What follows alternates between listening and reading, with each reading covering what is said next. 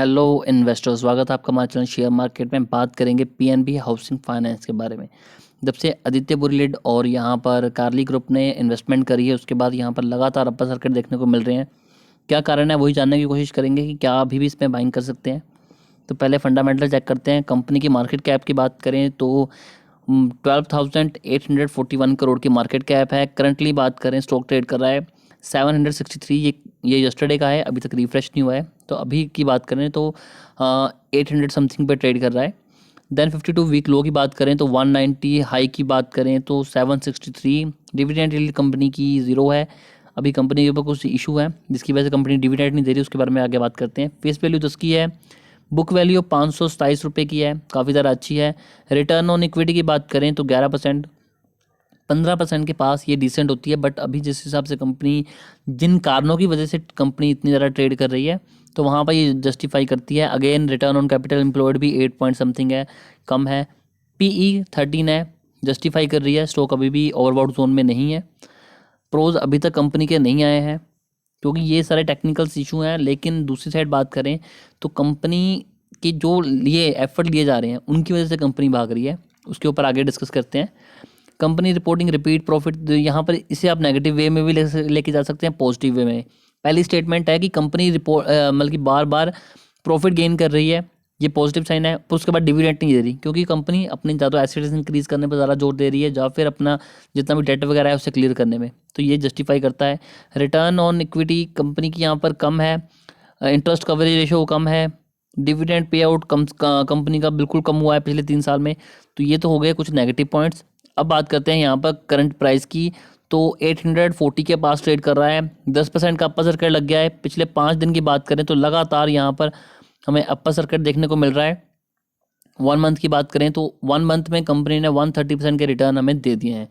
6 month में देख सकते हैं कि 121% के रिटर्न दिए हैं। कंपनी यहाँ पर कंसोलिडेटेड पीरियड में चली हुई थी, लेकिन जैसे ही दो बड़ी फर्म ने यहाँ पर इन्वेस्टमेंट करी तो अच्छी खासी हमें यहाँ पर रैली देखने को मिल गई।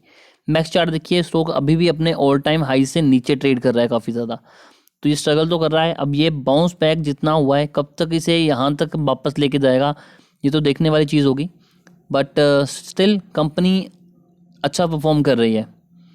अगर यहाँ पर कंपनी की बैलेंस शीट देखें तो काफ़ी ज़्यादा चीज़ें क्लियर हो जाएंगी। रिजर्व और सरप्लस की बात करें तो कंपनी के पास करंटली 7,711 करोड़ के रिजर्व हैं, जो कि पिछले 5 साल से इंक्रीज़ हो रहे हैं। तो ये तो कंपनी के लिए एक पॉजिटिव साइन है। और लेकिन जो नेगेटिव साइन है कि लॉन्ग टर्म बोरिंग देखिए, 35,407 करोड़ की कंपनी के ऊपर कर्जा है, जो कंपनी ने 1 साल से ज़्यादा के टाइम में पे करना है। लेकिन यहाँ पर अगेन एक पॉजिटिव साइन है कि पिछले 2 साल से वो कम हो रहा है।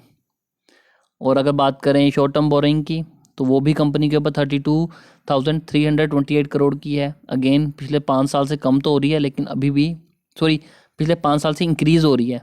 और अभी भी कंपनी के ऊपर काफ़ी ज़्यादा डेट है, कम से कम 32,000 करोड़ का अगर डेट है तो वो बहुत ही ज़्यादा डेट है, और ये लगातार इंक्रीज़ हो रहा है। तो ये भी कंपनी के लिए अभी तक नेगेटिव पॉइंट है। और टोटल एसेट्स की बात करें तो 78,874 करोड़ के एसेट्स हैं, जो कि पिछले साल से कम हुए हैं। ये भी अगेन एक नेगेटिव साइन है। तो कंपनी में जो मेन रैली का कारण है वो कहीं ना कहीं दो फर्म का इन्वेस्टमेंट करना ही है। और अगर बात करें यहाँ पर रिटर्न की, तो आप देख सकते हैं कि कंपनी ने 3 साल में नेगेटिव रिटर्न दिए हैं। और बात करें 1 वीक की तो 91%, 1 मंथ में 130% के रिटर्न, 3 मंथ में 93% रिटर्न, 1 ईयर में 310% के रिटर्न। और अगर कंपनी के रेवेन्यू की बात करें तो अब यहाँ पर देख सकते हैं कि ईयर ऑन ईयर बेसिस पे कंपनी ने अच्छा खासा रेवेन्यू हमें पिछले 3 साल से में दिया है, 2018 से। और बात करें क्वार्टर की, तो कंपनी के क्वार्टर के रिजल्ट फ्लक्चुएट कर रहे हैं, इतने ज़्यादा अच्छे नहीं आए हैं जितनी उम्मीद की जा रही थी। प्रमोटर की बात करें तो 32% की होल्डिंग प्रमोटर के पास है।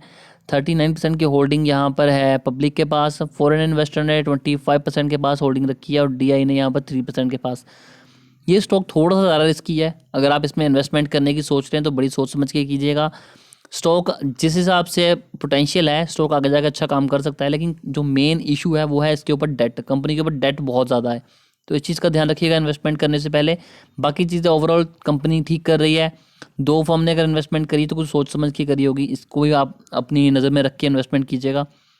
ये तो थी हमारी राय। आप इसके बारे में क्या सोचते हैं कमेंट करके ज़रूर बताइएगा। फिर भी अगर आपकी कोई क्वेरी है तो कमेंट करके पूछ सकते हैं, हमारी कोशिश होगी आपको एक जेन्युइन आंसर दे सके।